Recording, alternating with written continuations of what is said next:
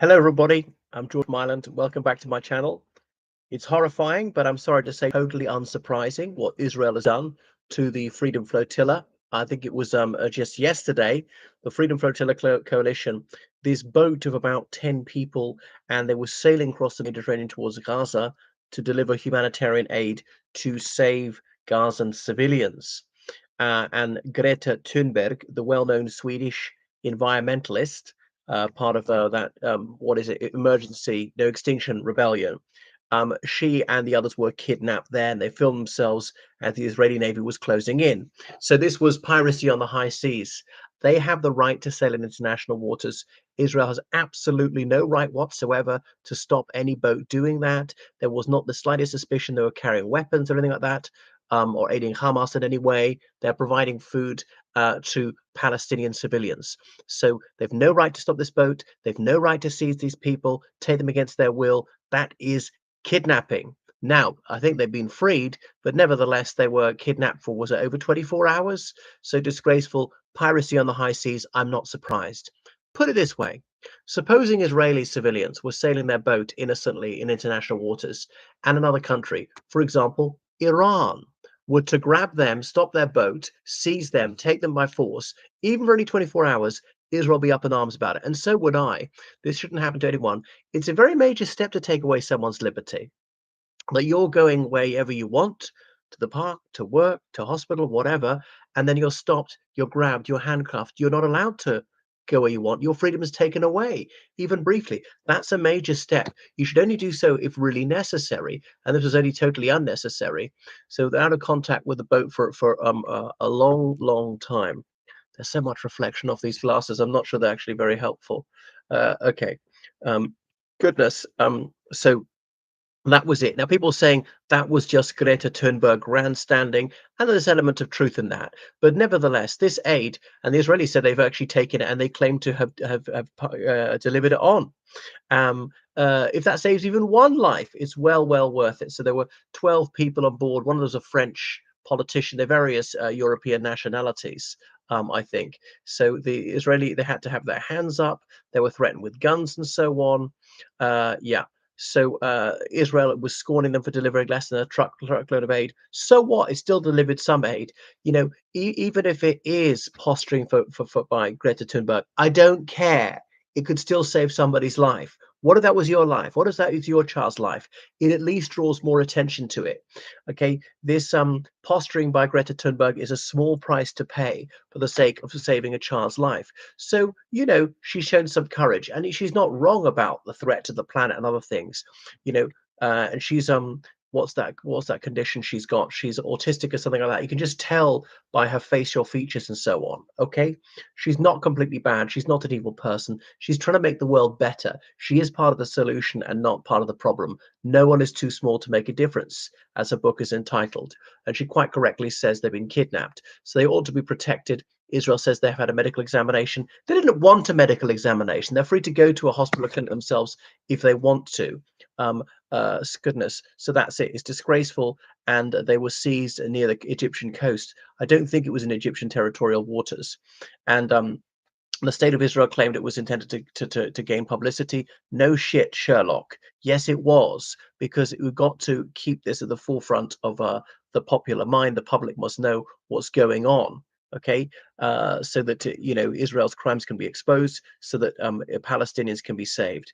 Anyway, it was brought into Israel. So it's horrifying. And where's the outrage? The governments of these countries should be complaining about this. Sweden at least says they've been speaking to the Israeli government about their citizen Greta Thunberg. All right. Yeah, and all sorts of other people want to try and break the blockade of Gaza, stop these people being starved to death. And we know it's deliberately starving people. I mean, the Israeli government has even said, yeah, we're doing it to get the hostages released. Of course, I'd like the hostages released. But wait a second, even less food is going to get to the hostages if you're cutting off all food, medicines to Gaza, things like that. A lot of people have died needlessly. Netanyahu calls Hamas baby killers. And yes, they have killed babies, which is evil, I know. The Israeli Defense Forces have killed far more babies than Hamas has. Now, Hamas doesn't have sophisticated weapons. The Israeli military does. So that's even worse because they could avoid it, but they're not. They're doing it on purpose and so on. So if killing babies is evil, and it is, it's got to be that the Israeli military is far more evil than Hamas. Now, Hamas is detestable, deliberately killing civilians is murder, and they definitely did so on the 7th of October, 2023. And the IDF does so 100 times more. 100 times more. I mean, I said it at the time, and that's usually the case. You look at various conflicts like 2009, and Israel killed 100 times more civilians, Palestinian civilians, than their civilians were killed. 100 times more. And I said it was going to happen. So roughly 800 Israeli civilians killed on the 7th of October is already 54,000 Palestinian civilians killed already. Is that like 60 to 1 already? We're probably going to get to 100 to 1.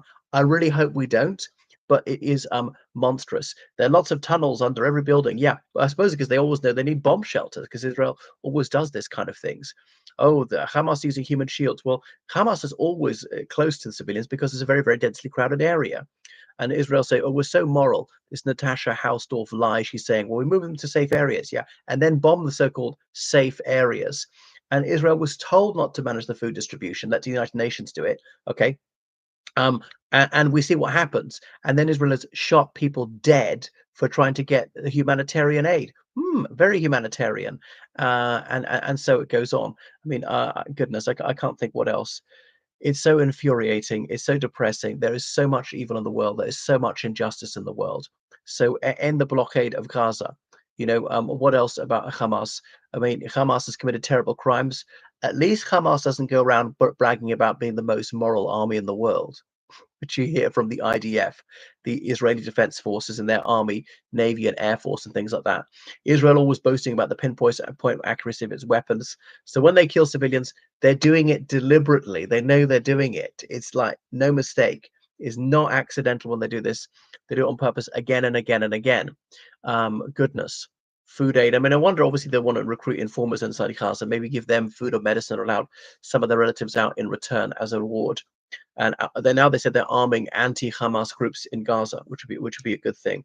So 7th of October, was a terrible thing for Hamas to do on so many levels, and life in Gaza wasn't that bad before 7th of October. You look how bad it is now. Now that's also by the IDF.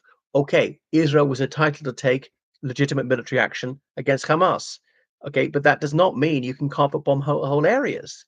Does not mean that you can deliberately murder tens of thousands of civilians, starve them to death, cut them off from drinking water, electricity, medicine, and. And there are all these well-drilled Israeli publicists will come out and say, blah, blah, blah, the Second World War. Okay, your country did this, that. Okay, so all countries did bad things in the Second World War. The Allies, they committed crimes, not on the scale of the Third Reich, not as severe as the Third Reich, but they did. It's not the case that two wrongs make a right. They'll always come up with this tu quoque argument.